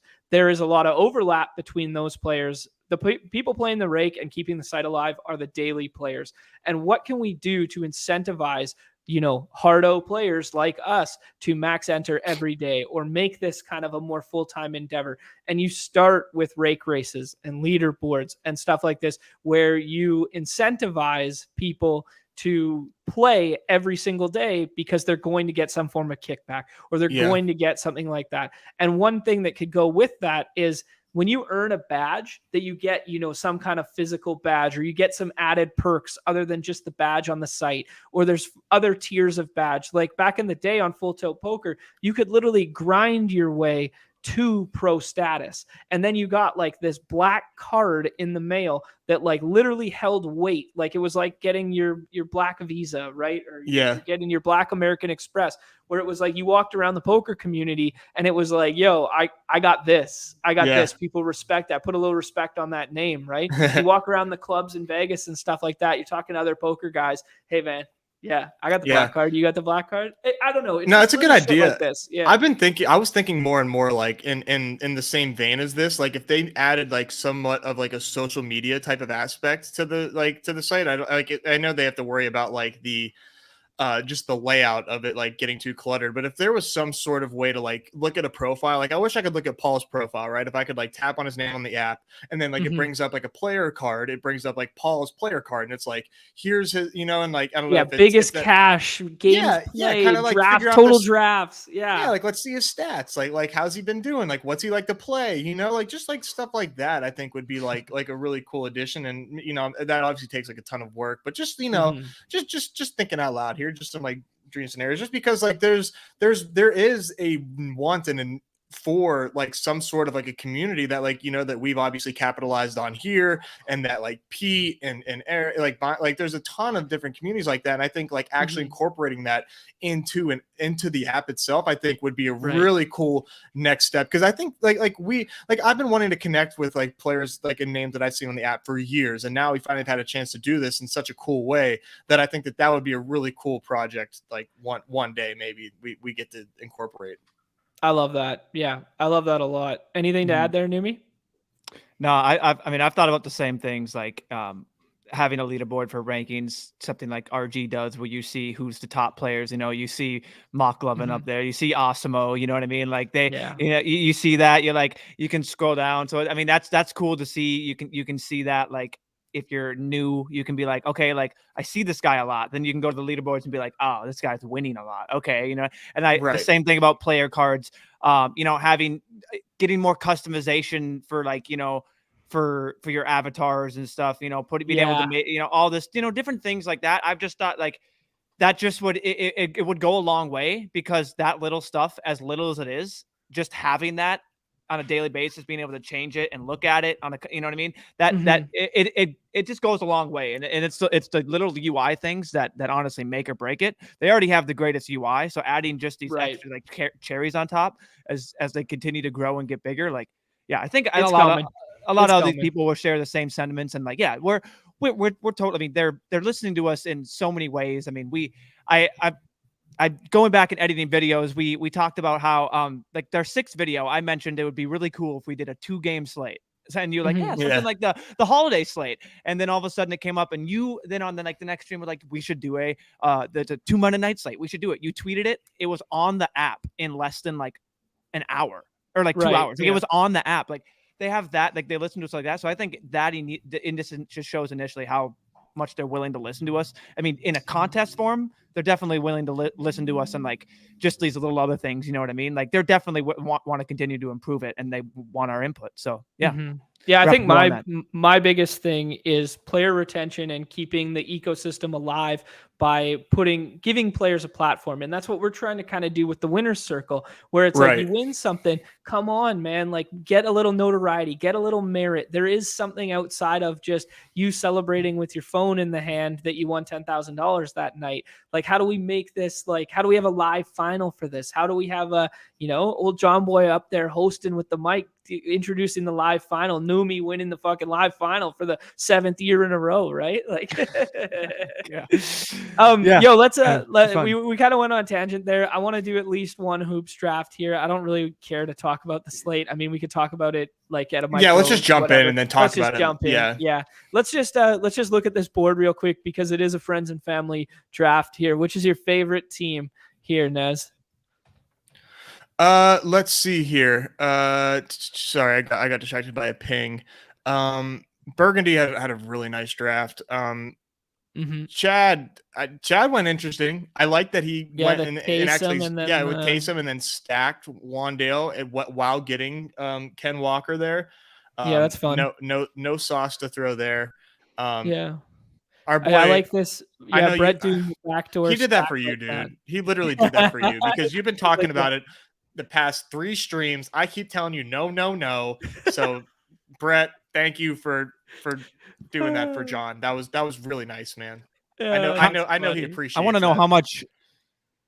I want to know how much Irv you have, Paul. Mr. I was inverted. Oh yeah, I would really like to know how much you're sitting at, because you just Sanders. Yeah. Yeah, all he does is just like Irv. So I just would like to know. One thing about how much more I have to load up. One thing about the UI, Ben, that I'd really like to add, and I've been preaching this for 2 years now, and nobody's listened to me, is sound notifications. I mean, I'm drafting 5 of these things at a time, and I get auto picked all the damn time, because like it should just be like, and it's audio cue that I'm accustomed to from poker to change my eyes to like which table it is, right? Like, okay, I'm over here. Yep. Bing, bing, bing, bing. Like just the ability to know like you're on the clock, it's your turn, without me having to stare at it. Like I can be working, I can be doing something else, and then audio cue, you're on the clock, boom, over here, right? Like just one other little thing. All right, when hoops, now hoops. Let's go. When hoops, now hoops. Let's get in here. Let's jump in here. Old John Boy's going to ship the dunk today. What do you guys think about that? I believe it. You're due. Damn right. I'm due. Yeah, like a little leaguer. I'm due. I guys, I would have shipped it last night if Kawhi played. I know it. Yeah, shout out Big John. Shout out Big John right here. He's always in it for the hoops. Had a nice little run last night himself. Gave himself a little I also want to say shout out if you got Brendo who came in, I think second in the friend of the show. Yeah. Friend of the show. Brendo. Yeah, that was awesome to see. John, you're a big hoops guy. Can you like maybe scoot back a little bit for me and like just I would love to see like your form. Like, can you give us like a? Can you give us I got you. Preview. Yeah. Okay, I'm an elbow tucked guy, obviously. Big catch and shoot guy. Big catch and shoot. Here you go. You ready? Oh. Defense. Oh my God! Can't even get a shot off on Tucker, man. Can't even get it. Like PJ Tucker out here. Lou Dort defense out there. He's like he's gonna shoot 1 for 11, but he's gonna lock down. Oh my God! You can do it with the chair. Let me just see that. Let me see that beautiful elbow. Man, that couldn't have gone any better. That's wet. That's a splash. Look at him. He's like, oh, you got. Oh my God. Okay, Tux, you want to? Yeah, dude. Mr. Good Boy is first team all defense. Yeah, Big John says immediately. Yeah, get that weak stuff out of here. Tucker was ready to go. Yeah, that was amazing. He couldn't wait for him to stand up. He was literally. He's like, okay, you ready? You ready? He's just ready to go, and Tucker just comes out of nowhere, like. Dude was ready for the park yesterday. Holy man. Do we like Embiid right here? Yeah. Yeah. I think that top three, like I would have taken yeah. Giannis over Jokic, but that top three is as solidified as shit gets. Yeah, I tend to agree with that. And I think that's kind of evergreen, no? Like it does kind of feel like the Judge Soto, whatever from like the early baseball street days where it's like, yeah, there's just like these three best hitters on the planet, and then we kind of mix in everybody else. Yeah, more or less. Yeah, I know. Yeah, LeBron has been in consideration for me at the 3, specifically with no Westbrook, or with Westbrook. John Olynyk. Oh my God, That's a great comment. Oh, that's funny, man. Yeah, Tucker was ready with that big D, man. He swatted the shit out of that. I didn't even get the elbow up. I think I got fouled though. I could taste a little blood in my mouth. Nope. Huh? No, that was all ball. That was all ball. We called that all ball. Yeah. That's ticky tack. He stuffed that and took that down the other end and just stuffed it on you. He was just like, "Yeah, take this." Yeah. Should I bring up some hoops projections here so I'm not flying completely blind, or are you guys going to guide me through this? Oh, my boy Trey goes. We got you. So like I really like DeRozan against the Pacers. I know it's a bit of a reach, but I don't think he's going to make it past Chad. Okay. Anything else, Numi? No, you can go DeRozan. That point total is so high. I think we can wait. I think we can go Mitchell or DeJounte. Let's take DeJounte. I doubt he comes back. Okay, well, hey, friends of the show, nice guys. How did DeRozan do with Levine back those first 2 games? Kind of like a down game in the Cleveland game, and then kind of popped back a little bit. Yeah, a little up and down. I just think with playing against the Pacers, I just see him like just doing whatever he wants. Pretty sure I'm pretty sure he had a bad shooting game that second one. Like he still got there on volume. It took him a lot of shots. Mm-hmm. Prettiest jumper in the game campaign. Wow, Carlos letting you have got the best seat. See what I mean? There's DeMar. Cool. There you go. See this. Sometimes you don't really need to know shit about the sport. You just got to feel out the room a little bit. You know? Chad's a nice guy. I should have known better. I'm sorry, Chad. I would have. He took Kirk Cousins from us. The Kirk Cousins double yesterday. People don't forget, Chad. People don't forget. Yeah, just to get Thielen. Remember that. Yeah, just to stack him up with Thielen at the end. I respect it. Hey, puppies, come on, go on. Doc Rivers is full of shit. Sorry, just reading someone that I am just very, very much in love with as a last round pick, and I don't tell you guys. We'll just put in the private chat. Yeah, let's save that little nugget for old John Boy's roster here. I've got like 6 last round picks that I'm like infatuated with. Yeah, I know. Okay. This one I just can't get off of, and I know I need to. I have. It's just he's my highest exposed of them all. But yeah, we'll talk about that. There's a lot. I mean. Has Bam been going in the 6th for you a lot? Yeah. Yeah, Bam's some people have reached on him in the 5th, but other times he's just a 6th round pick. And I love it. I saw people betting Bam's overs in the ETR Discord today. I can't remember which overs, but they were betting the overs on Bam. So overs are my friend.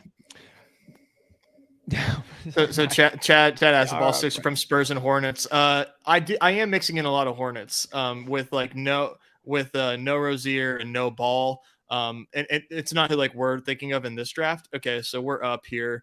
We already took DeRozan, Porter. But yeah, I think Porter for me. Porter, yeah. Porter or Ant. Yeah, I was about to say Ant because my narrative with him is he's a good actor. So. He's got great hair. I think he's gonna. I mean, dude, he's bounce the shit out of the ball. He's dropping like hell because of his shooting performance last year. I mean, it was terrible, but it was awful. I mean, it says right. Woeful shooting performance. They call it. Woeful. It wasn't pretty. It wasn't good. It's deserving of that. The whole offense. Like I watched that game, and like the only thing we knew how to do sometimes is play like 2-on-2 basketball. It was when everyone was trying to get an assist with Rudy Gobert, it looked like. And if they couldn't get it, they didn't know how to just make the right pass and play. And then the second unit would come in, and it was like they were literally refreshing, making the right pass. It was, I don't know. It was just It was tough to watch. I like him against the Spurs. I mean, I know that his bad performance was against the Spurs, but I think that's what makes it like such a nice click. Is that like for a good bounce back? You know, with people It's down. bad, Yeah. So I agree with you. Chad. Yeah. Chad's got his and I like doing this because it brings back with a nice bring back in the 6th. Oh. So yeah, so trying to bring up the Hornets, I think like Oubre's in play, Hayward's in play, and then like a guy that low key, if you want to get like super cute, like this is Nick Richards for the Hornets. Dennis Smith? Yeah, Dennis Smith too. Yeah, there's a bit of a revenge narrative there, right? Wasn't he a Nick for a minute? Yeah, I really like. I mean, if you're talking about straight, just of the ceilings up there, Dennis Smith he has the highest on here. I didn't think that it's a little high, but I mean, Gordon Hayward, Oubre, like you said, PJ, Dennis Smith for sure. They have Nick Richard. I mean, they have him for 21 minutes, but I mean, he can easily go up there. It kind of depends on how. If Miles Sanders, he's just been running hot. If Plumlee, not Miles Sanders, I was thinking Miles Plumlee. If Plumlee continues to, if they go in favor of him over Plumlee or foul trouble, then he'll get more runs. So those things we can't obviously account for, but yeah.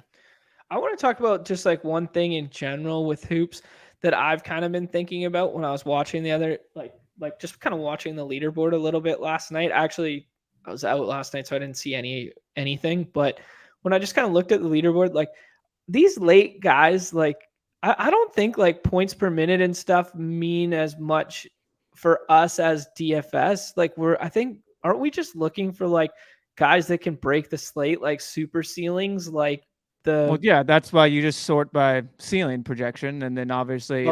Did you say filter sort by ceiling? Is that what you said? You've misunderstood all my projection talk as if I'm sitting here like, look at these median projections, sir. No, of course not. I always use ceiling for everything, and like especially in this is what I'm using it for. But I think it also just comes down for like if there's per minute producers that if given the role and the minutes. Right. Can equate to these guys up top that you're like, you know what I mean? That could easily be first, second, third round picks. But then if a guy's ruled out, all of a sudden now they're thrust into a role where like that Lou Dort thing. I think Trey Jones, who do we like if he hasn't gone yet? Yeah. Trey Jones. Yeah. Yeah. So Devin Vassell out. And what about Fox? That guy, where's De'Aaron Fox? He's not playing today. He's not on the slate. That's a Spur, not a King. Dude, I thought he was still on the Kings. King, not a Spur. That's the Spurs, San Antonio Spurs, not the Sacramento Kings, not the SAC. SAS. I was like, yo, they're playing. You said that in there, and I'm just like, Fox. So I typed in Fox, and I'm like, what? Like in the private chat, Fox. Like where? Outside? Like the Tucker C one? Like I was like, I literally thought SAS was the Kings. I was like, oh, Zach. Man. But yeah, no. So like it just comes down like so that I mean the Lou Dort thing. The shooting, take that out. Like he could have put up a great points without. Yeah. What? One more? Yeah. All right. All right. One. Yeah, your lunch can wait. One more. If the people love hoops, I love hoops. So who is I don't know. You can't. Who is that? You can't like until we get another guy that's ruled from out to questionable. There is really no SGA right now. We're just hoping for like I guess if Russell Westbrook goes from doubtful to he's going to play, that would be the equivalent. Mm-hmm. The guys that are sitting there. That'd be pretty bad too. Well, I think the SGA is just such an outlying situation, and I think just for us recognizing that and aping in at that moment is the takeaway from the SGA. Don't take anything away from who's the next one, how's this going to happen again. Just if it ever happens again, just fucking ape in. Yeah, Terry Rozier. If Rozier all of a sudden moves to a Q tag right now, just ape in and just start drafting like crazy and take them in the third and fourth over and over again, right? Like it was the weirdest slate ever. Yeah. And Chad brings up the point. Most likely we're looking for the guy who's going to be ruled out. You know what I mean? Who's the guy that's going to rule out, that's going to basically what Underdog tweeted. This slate, it's on fire. All of a sudden, like we're trying to figure out. We're waiting for the starting lineup because that matters. Who's going to get minute? Who's going to be coming in with the second unit? Like Christian Wood didn't start yesterday. Comes in and leads the second unit for the Mavericks. Like little things like that. That's why it's like I say we're every draft before literally slate locks. You're leaning into variance in a way. It's obviously not as much as the case yesterday, but every hour, every second before the slate locks is more variance that you don't know, and you're just guessworking. You know what I mean? One guy ruled out, that changes the dynamic. One star for everything. Who do you guys like? LeBron. You guys like LeBron? Yeah, no Westbrook doubtful, and then I really think LeBron plays. Okay. I do. I think he's going to play.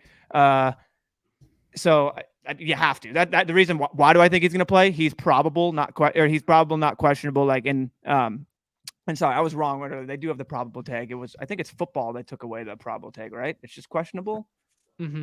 Yeah. So anyway, yeah, dude, I like doing Trae Young for sure. You can do that.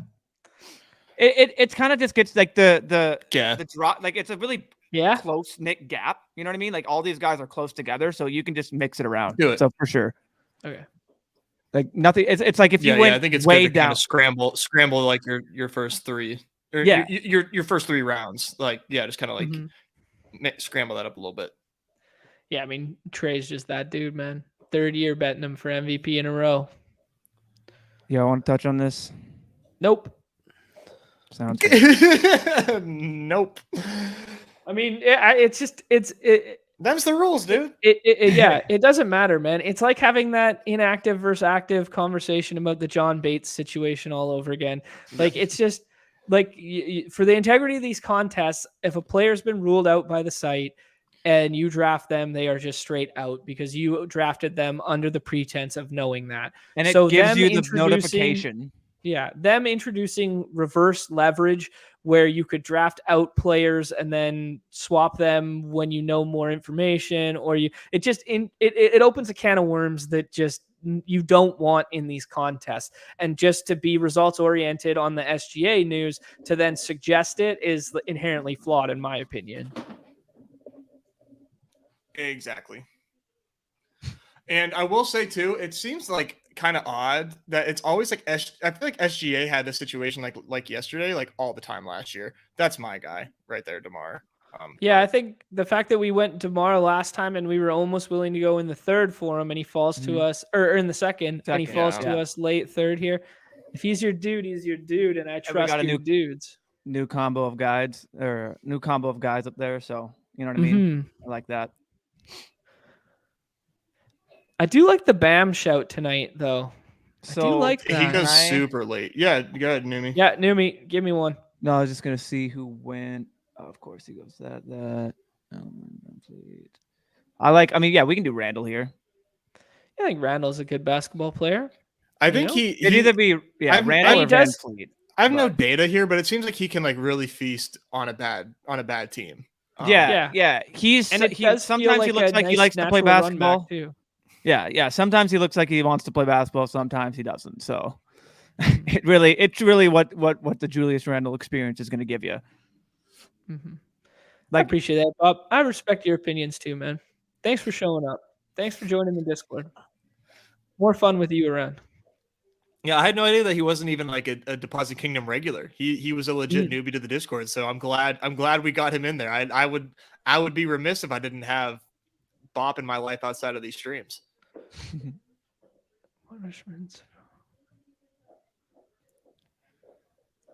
So yeah, you can there's a lot of Spurs you can get late. Like I really like I take Keldon Johnson a ton. Yep. And he's sometimes they're late. Sometimes I'll just take him in the 5th just because fuck it. I want him. Have to get 2 of them. Why not? Yeah. So very, very into that play. They're one of the 4 games that have the 232 Capella. or higher. Yeah. Capella that interesting tonight? I know who I'm taking right here. No, I've had some weirdos in my drafts, man. I saw Kelly Olynyk went 3rd round. I'm cool. I'm cool with it right now. I mean, we only have 2 picks it's left. Basically, it's we're taking them. It's a 6th round pick anyway. So And For then sure. let me try to get you a weird one for Okay.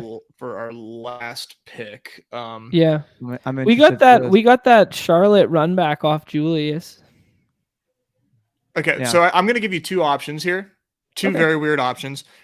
First one is Sadiq Bey, a little bit of a run back off Trey Young. I think he has Yeah, like he had a 40 bad points night in his last night. Little 40. bounce Yeah, back he tonight. did. Or Aaron Gordon, because the Nuggets is like Jokic and nobody else. Are we gonna do Sadiq over Cade Cunningham right now? We're getting crazy. Okay, fine. No, we're not.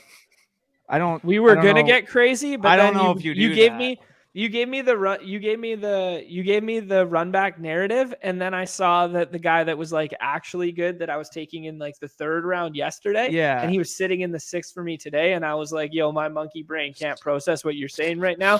Click, click, click. High No, ADP, high ADP. I want to say I think Nez that's totally Yeah. viable. I totally think that's viable of getting weird with it, like because it's basketball and things can happen. But like maybe that's when I think it's really hard for me to go Sadiq Bey over Cade. Like the ceiling is No, you're right. But no, I totally get that because when you're looking at guys, you had to take Cade there. like I think, and the Cade has the same thing for me. Is he had an awful performance last night? Not awful, but just not great. So, Right. And with the Pistons being one of the youngest teams, so I think Cade's the only one that got over 30 minutes when I was doing my research. So I think they're gonna have a. I mean, they're not going to worry about anything like sitting or anything. They're all going to be running. So that's one thing I like. How do back-to-backs play into your guys' process? Just as like a 30-second nugget.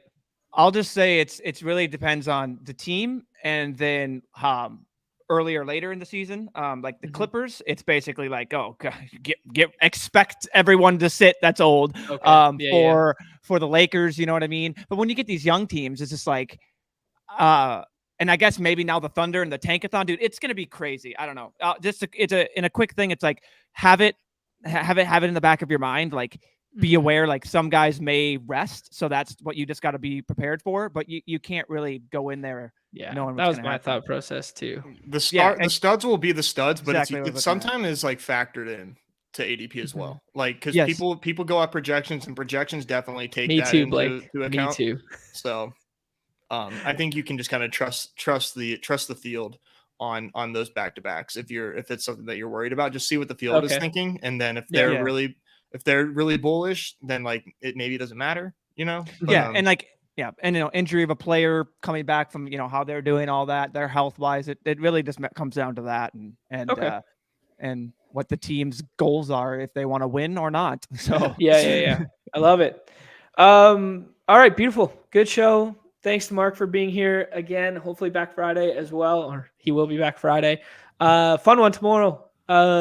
Stealing noise, theft of noise, something like that. stealing badges. The best damn article you can read every week. Damn straight, yeah. So Ben Gretsch can be here tomorrow. I have to confirm with him today, but I think we should be. I think we should be good to go. So. Hopefully same time tomorrow, 12 p.m. Eastern with Ben Gretsch. That'll be a lot of fun. Thank you all for being in the chat. Thank you all for jamming with us. We'll be chatting all day as we're drafting over in the Deposit Kingdom Discord there. Flash the banner one time. Boo, boo, boo, boo, boo, boo. Link in the bio. Come join us. Come hang out. It's a very friendly, safe space. Tilt together, share knowledge together. Appreciate you guys being here. Appreciate all these kind words. This is progressively just getting more and more fun to keep doing this every day. And it's because you guys are here to do it with us. And my two beautiful co-hosts who talk me into Lou Dort. Damn these two idiots. No, I'm kidding. Love it, boys. Appreciate you both. And everybody's anything to add? I don't know. That's it. Yeah. Let's roll them. Yeah. Get drafting, lean into that variance. Let's go. Find comfortability in discomfort. Everybody's favorite time of the show. The end. Peace out.